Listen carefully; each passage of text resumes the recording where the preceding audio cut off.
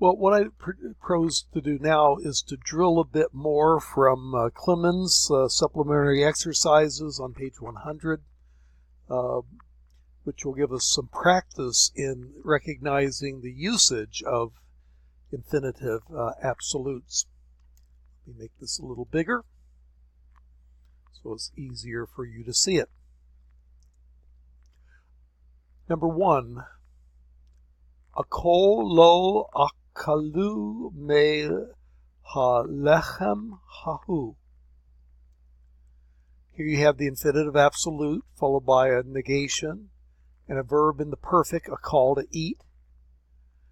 And taken together, eating you will not eat means you will surely not eat. Me halechem hahu, from the food, that food. You will surely not eat from that food, or that bread. That's number 1. Number 2, Yatsanu yatso ve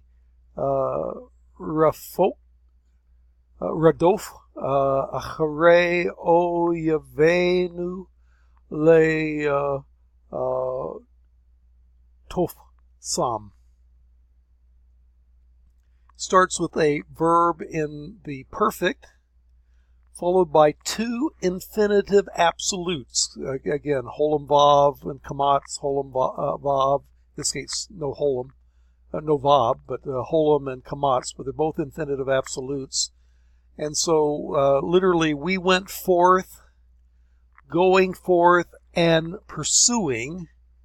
What that means is we went forth continually pursuing a hooray after Oyavenu, our enemies, and then a infinitive construct, le tof sam, meaning in order to lay hold of them or to seize them. So we went forth continually pursuing after our enemies in order to seize them. Number 3, lid rasha et mishpatei Adonai ve halok bam. Here you have a coordinative form with a prefix nun and a suffix kamatz he. Let us seek, and then direct object marker et, the object being mishpatei Adonai, the judgments of the Lord, or it could be translated the norms of the Lord. And then you get the infinitive form, ve halok bam, and walking in them. But it probably is taking on the meaning of the coordinative in the context. And so, let us pursue the norms of the Lord and let us walk in them, would be the sense of it. Again, sometimes the imperfect, the infinitive absolute can take on the meaning of a finite verb. Number 4, shakoch lo tishkachu od et hukav. Here you have an infinitive absolute of shakach, to forget. And then you have the same root in the imperfect, negated with a lo. And it means then, this is making it more emphasis, you shall surely not forget, od, again, et hukav, his statutes. Surely you shall not forget his statutes, or something along those lines. Number 5, Zokor et hayom hazeh liro et Elohim. There you get Zakor, infinitive absolute, remember. And then you have Hayom Hazeh, remember this day. And then you have preposition la plus a infinitive construct. Now, the infinitive construct would originally have a shavah under the yod, but because of putting the lamed with a shavah, you have two shavahs in a row. The first becomes a hirik. The second one disappears because the yod is a vowel letter, and so you get li ro. But remember this day to fear at Elohim, to fear God. Remember this day to fear God. Good advice. And then Sha'ol Esh Allah Chesed Me'im Adoni. And Sha'ol is the infinitive absolute from Sha'al to ask. And Esh Allah is a coordinative from Sha'al. So by itself that would mean let me ask. And the Sha'ol would add some emphasis to that. I will surely ask, or I would surely ask, Chesed, faithful love, Me'im Adoni, from with my Lord, Adon, Lord, plus E suffix. I would surely ask, or let me indeed ask grace or chesed, covenant love from with my Lord. Number 7. Karot, yikrot, me'amo kol nefesh asher chat. Ta'ah. Here you have an infinitive absolute, karot, even though it's written with a holum, not a holum vav, followed by a finite verb with the same root, yikrot, imperfect, third masculine singular, taken together.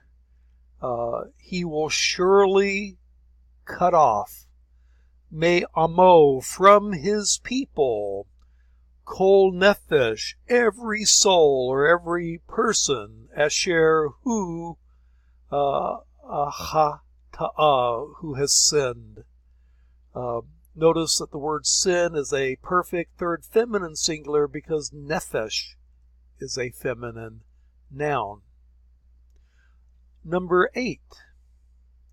Einenu no sa'im linso et chelenu le'irka.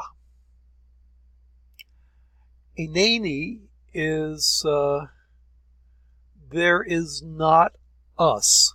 Now it could be interpreted either as there is not him or there is not us. If you look at the paradigm, there are two options for that form. But because the participle that follows is masculine plural, the suffix needs to be plural and will serve as the subject of that participle. So you would translate it, we are not journeying, and then you have the infinitive construct, to lift or bear, and then et direct object marker, chelenu, our strength or our army, or even another gloss would be wealth. Maybe I'll take wealth. We are not traveling to bear our wealth, lay to ir city ka yur. We are not traveling to bear our wealth to your city. Number 9. Hayeshkem yotzaim lamilchama hayom. Begins with an interrogative hey, and then yesh with a suffix followed by a participle masculine plural, suffix being you masculine plural, and it means, are you not going? to battle today? Are you not going to battle or to war, to the war, to the battle or to the war today? Again, yesh with a suffix, calactive participle masculine plural would be the parsing. And then number 10, enam zovachim lelohim et zivham. And that's ain with a suffix. Ain means there is not, and then the suffix would be they are not. There is not them, but they are not. And then zavah is the sacrifice, participle form with a holum. They are not sacrificing lelohim to God et direct object marker their sacrifice. This is zeva with a pronominal suffix. They are not sacrificing to God their sacrifice. Then number 10, or number 11, rather, chatot hata'u ladonai lishpok et dam kohanav. Here you have chata in the infinitive absolute, followed by a finite verb in the perfect.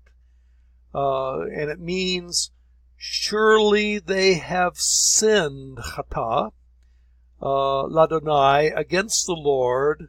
And then you get the infinitive, lishpok, explaining how they've sinned, by pouring out, et dam, the blood, kohanav, of his priests. Surely they have sinned against the Lord by shedding the blood of his priests.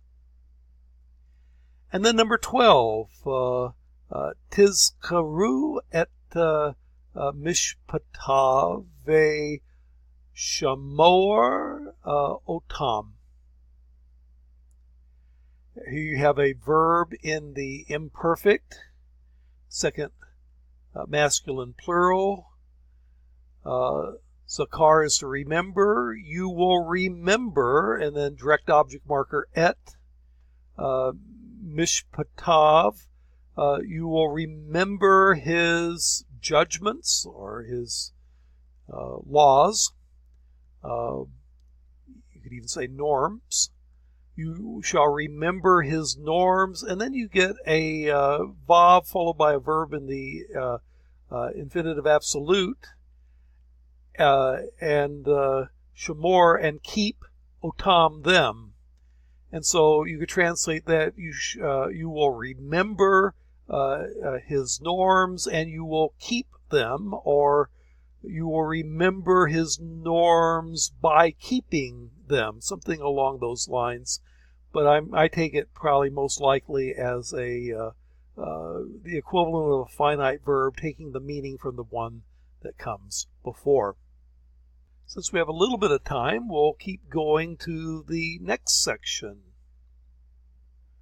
Number 1 begins shikbana ve'veti laila hazeh ve'haya acharei ok laka lechem imi ve'yatzata al dar kaka.